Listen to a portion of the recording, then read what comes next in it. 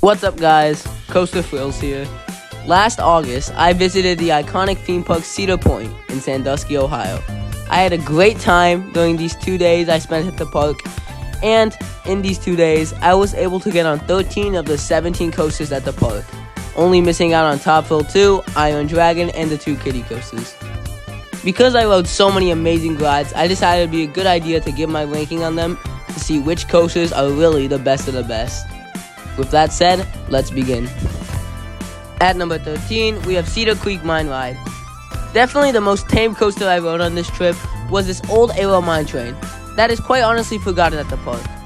The ride isn't that bad, with good laterals throughout and a decent airtime pop out of the station, but in a park as good as Cedar Point, this ride definitely sticks out as being the worst. At number 12, we have Corkscrew, an aero looper that opened in 1976. This is quite a historic ride at the park, as this coaster arguably began Cedar Point's tradition of getting the biggest and the best coasters. In 1976, this was a standout, as it was the first coaster to go upside down 3 times. But in terms of the ride today, it's still a fun ride. The coaster has a great first drop and airtime hill that provide decent airtime, and are the 2 best moments of the ride. Besides from this, it's pretty boring, and this is definitely the worst of the 4 aero loopers I've ridden, but still a decent little ride. At number 11, we have Wild Mouse, a Zamperla spinning mouse. Cedar Point's actually successful Zamperla coaster is most likely the best coaster for families at the park. This is similar to an average spinning mouse, but now you could spin on the brake run, which just helps add a little more fun to an already great family coaster. The tight Wild Mouse turns at the beginning give good laterals, and the rest of the ride is insanely smooth and really fun, spinning around this compact area of land. Definitely an interesting choice for a new addition, but a great ride nonetheless. Number 10, Rougarou. Opening as Mantis in 1996, this coaster used to be a stand-up roller coaster. This version of the ride received many mixed reviews, so to help improve these, it was converted into a floorless coaster for the 2015 season. Since then, this ride has received nothing but more mixed reviews, and I totally understand why. Rougarou, unfortunately, is pretty forceless and doesn't do much with the potential it has. This ride's only 2 good moments are 2 good moments of whip, which happen right before the mid-course breaks, and the second being near the end of the ride. Besides from this though, this ride is more on the forgettable side, and it's probably a safe bet to skip this ride if you're running out of time on your visit. At number 9, we have Gemini. This aero racing coaster opened in 1978 as the tallest roller coaster in the world. However, it's been quite some time since then, and now Gemini looks tiny compared to most of Cedar Point's lineup. That being said, Gemini is still a good ride. The racing factor, though I believe overrated, could be funny and overall helps filler parts of the layout feel more exciting. The ride has a few good moments of floater airtime throughout the course, and overall, for its age, it's a pretty smooth experience. It's definitely still not the biggest and best at the park, but still is a perfectly fine, fun ride. At number 8, we have the oldest coaster at the park, Blue Streak. Although one of the smallest of all coasters at Cedar Point, this ride still pulls some great force throughout the layout. The layout itself is nothing special, with the ride only consisting of a few out and back hills. However, the forces on these hills are absolutely underrated. Almost all of these hills give small pops of floater and even ejector airtime. The ride is a bit janky, but honestly for its age, it's more than passable. Overall, the pure airtime throughout most of this short ride helps it be a pleasant surprise and one of the most underrated coasters I've ridden. Number 7 is Gatekeeper, a B&M wing coaster. This coaster is one of the most iconic at Cedar Point, as when it was built, it completely transformed the park's front entrance. Gatekeeper now greets guests with 2 beautiful inversions and keyholes soaring right over the park's ticket booths.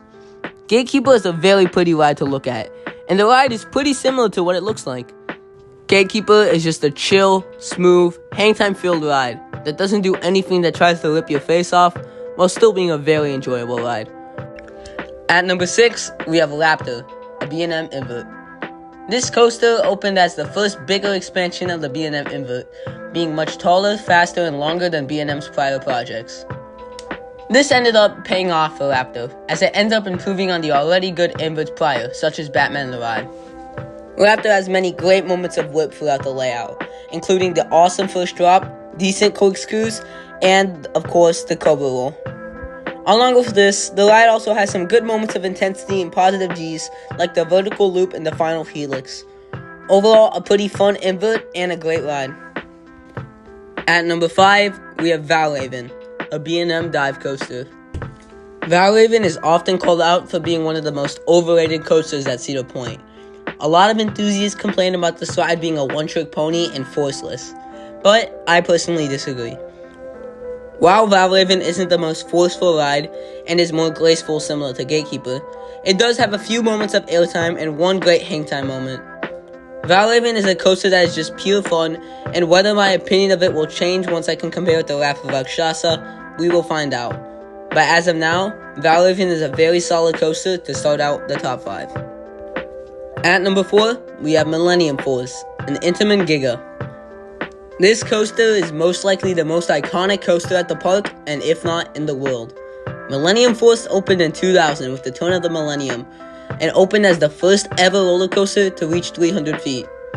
This coaster is a fantastic ride that has great views of the park, an awesome setting, great speed, and an amazing first drop.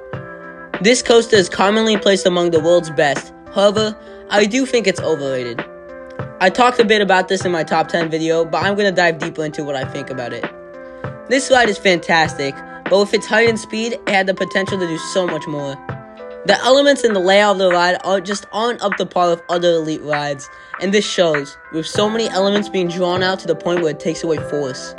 This ride has 2 forceless airtime hills that don't do much, and a ton of useless overbanks. This ride is still amazing, and I hope I don't upset anyone with me listing my problems with the ride. I just think this coaster is overrated, and there are 3 better coasters at the park. At number 3, we have Magnum XL200.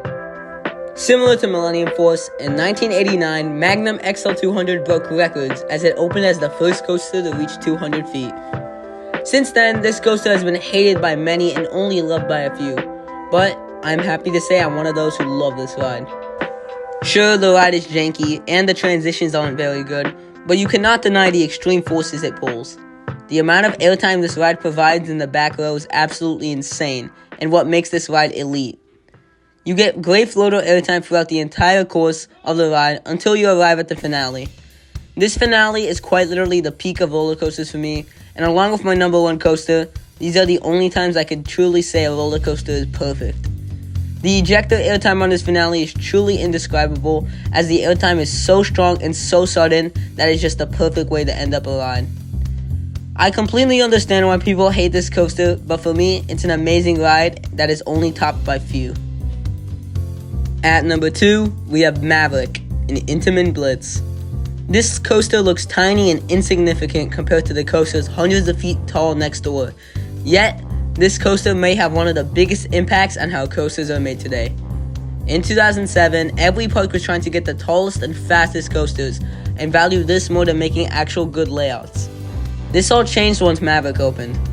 This insane launch coaster showed the entire world how a coaster doesn't need to be tall to be good. Maverick is just insane, with a crazy intense layout, with an insane amount of whip, and a few good moments of ejector airtime. This coaster has some of the best pacing elements of any coaster period, and this combined with all the factors I just mentioned make this the elite ride it is. With all these coasters hundreds of feet tall in the park, it is still Maverick that consistently grabs one of, if not the highest wait time. Finally, number 1 is Steel Vengeance. This ride has a bit of everything, with great pacing, great height and speed, great whip, inversions, and of course, airtime. This coaster has the most airtime of any single coaster on Earth, and is just insane on how consistent every single airtime moment is, and how every single one gives you great ejector airtime. This ride is perfect for me. I don't think there's any coaster in the world that will beat it. At every twist and turn, it gives an extremely smooth, airtime-packed ride experience. Truly RMC's work of art, and I cannot wait to ride this again someday. Thank you all for watching, and please subscribe.